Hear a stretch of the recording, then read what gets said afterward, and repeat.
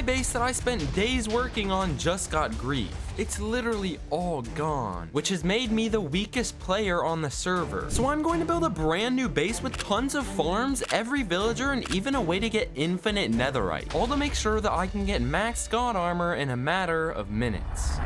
But if I don't want this base to go down like my last one, I'm gonna need to travel pretty far. And right here at the world border seems about good. The first thing I'm gonna build is a massive string duper, which will give me tons of string that I can trade to a villager down here. This will allow me to get tons of emeralds and experience, something I'll need a lot of if I even want to have a chance at getting this max set quickly. The next thing I'll need is a villager breeder, which will obviously allow me to get all of the villagers to put in this base. But this leads me to my first issue. The closest village is over 700 blocks away. So after building a pathway, I started to transport the 2 villagers I'll need back to my base. Just gonna kidnap you, and now you guys are going to go inside my hole, whether you like it or not. Boom and boom. And if any of you guys want to make this villager breeder for yourself, this is the tutorial I use. But to make these villagers actually breed, I'm gonna need to feed them mass amounts of bread. And while we wait for them to breed, let me remind you that this base has not even gotten started yet, because we still have to build our insane trading hall, automatic farms, and even our way to get infinite netherite.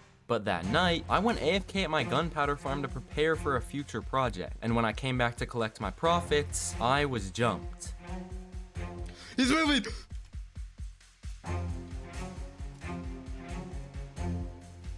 What the f***? I'm being attacked.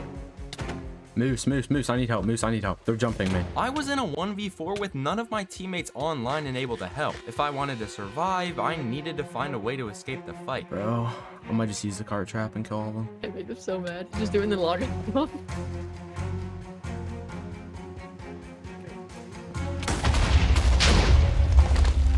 And the cart trap failed. Didn't kill any of them. Dude, Storms literally has aimbot with a bow. I'm not even kidding, bro. Like, genuinely, what do I do, bro? What? I made the escape tunnel. You just like did.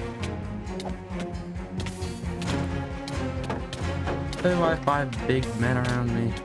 Like, you're so good at the video game. You 1v4. Oh, man, I don't have 32 gaps. Oh, and I just landed on a stalactite. Oh my god.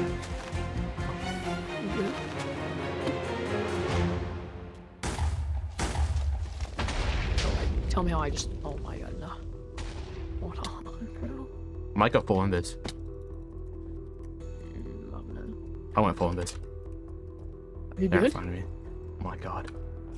Are you out? Oh my god. No way that worked. Are you out? Slord. Yeah. No If they find me, way. they're hacking, bro. Oh my god. No.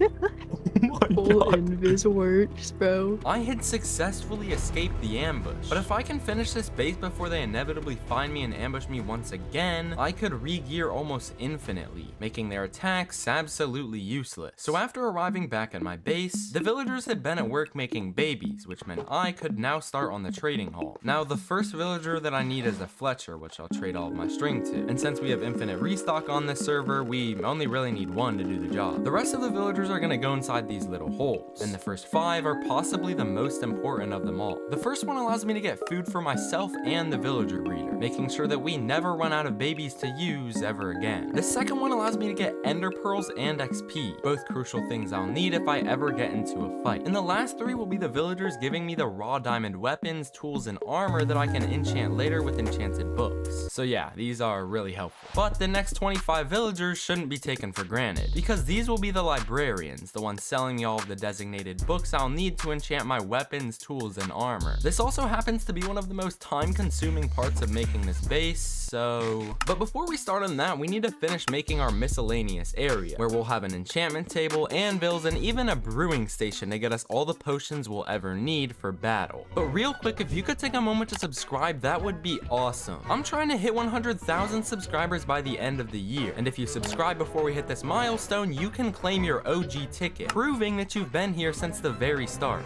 And now it was finally time to start getting the librarians into their spots.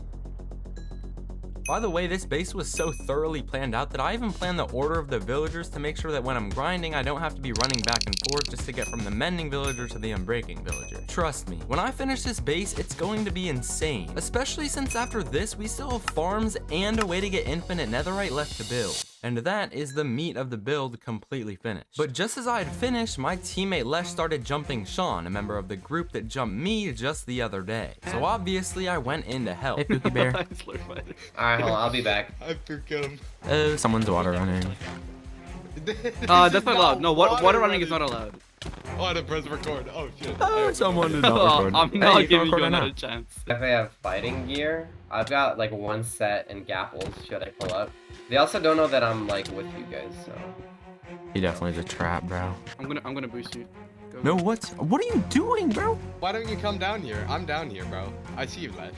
Sean had gone down an escape tunnel, but little did he know that we had TNT.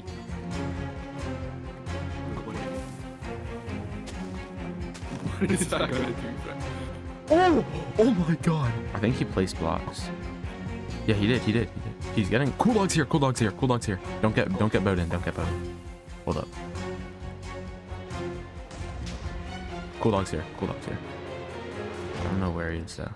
They definitely have a car. Oh yes! I got him! Although we had killed Sean, we had made the target on our back even bigger, meaning I would have to finish this base soon if I ever wanted a chance of being able to fight back. So now it's time to build the farms portion of this base, which will be just over here and include a wheat farm, cow farm, sugarcane farm, chorus roof farm, and a tree farm. The wheat farm is a pretty simple quadruple decker farm with glass around the edges to make sure that I can collect everything I break. All of the other farms are pretty much the same idea too. I optimized them all for the best output, and that's just another reason why this base is so great. Wow, that's a lot. Also, I've been playing on this server so much lately that people are literally telling me stuff like this in chat on the daily. Like, bro, I promise I have a life. But during this entire time building my base, my enemies had been on, and I couldn't help but wonder how long it would be until they came across me or my base and inevitably jumped me. This base had to be finished and soon. But here comes the part of the base that will make you think I actually don't have a life. Because now it's time to build an automatic ancient debris miner, which will allow me to get infinite netherite. So after a couple hours of collecting materials and building it, it was finally finished. I just had to hope that it worked. All right, 3, 2, 1.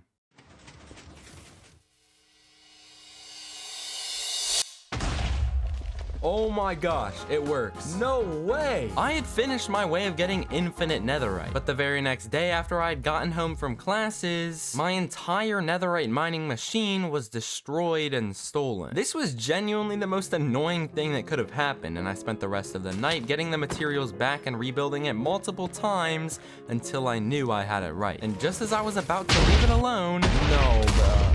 Oh my gosh.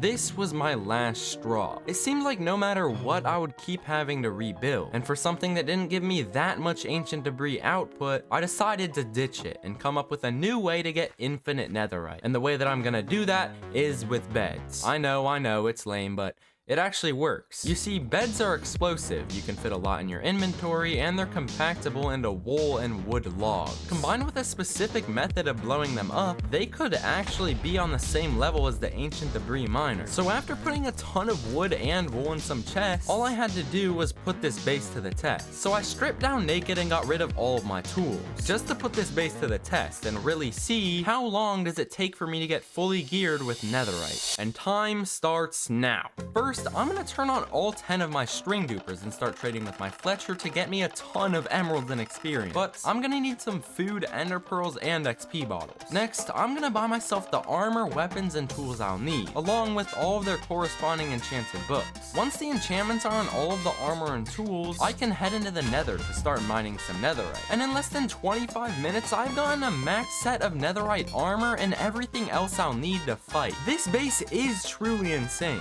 And if you like this video, I'm sure you'll like the one on screen now. Subscribe!